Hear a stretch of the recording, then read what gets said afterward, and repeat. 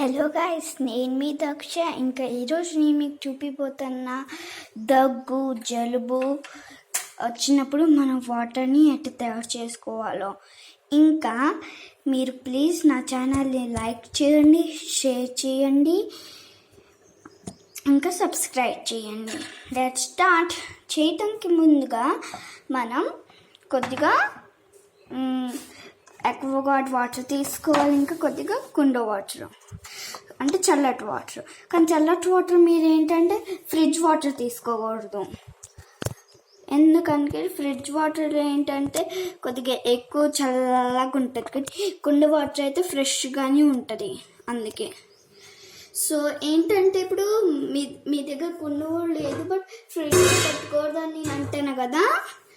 అది ఎందుకంటే చల్లగా ఉంటే అసలు మనం తాగలేము. ఇంకా ఫీవర్ జలుబు వచ్చినప్పుడు చల్లగా ఉంటే ఎవరు తాగుతారు? అందుకే మీ దగ్గర ఆక్వాగార్డ్ వాటర్ ఉంటే దాన్ని 15 minutes బయట పెట్టేసామనుకో, అది చల్లారిపోద్ది, అంటే కొద్దిగా కూల్గా అయిపోద్ది కుండ వాటర్ లాగా. నా దగ్గర కుండ వాటర్ ఉన్నాయి కాబట్టి నేను కుండ వాటర్ తీసుకున్నా. ఇంకా నేను ఒక చిట్కా కూడా చెప్తా లాస్ట్కి, దాన్ని మీరు పాటిస్తే సింపుల్గా మీరు చేసుకోవచ్చు. నేను టూ వాటర్స్ చూపిస్తా. అంటే మనం జలుబు ఇట్ వచ్చినప్పుడు ఏం చేయాలో, ఇంకా ఇట్ వచ్చినప్పుడు ఏం చేయాలి, ఫస్ట్ ఇది చేద్దాం. ఇది చేయడానికి ఫస్ట్గా మనం కొద్దిగా కుండ వాటర్ తీసుకోవాలి. ఇప్పుడు చిట్కా చెప్తానా. ఇక్కడ 1/2 glass కుండ వాటర్ నేను తీసుకుంటానా.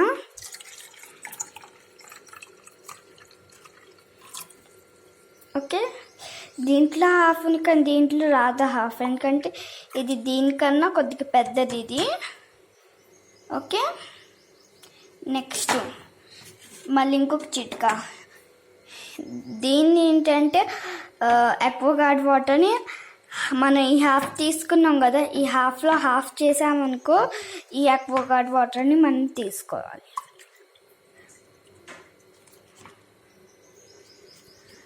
కొద్దిగా తీసుకున్న తర్వాత ఒక స్పూన్ తీసుకొని దాంతో కలపాలి.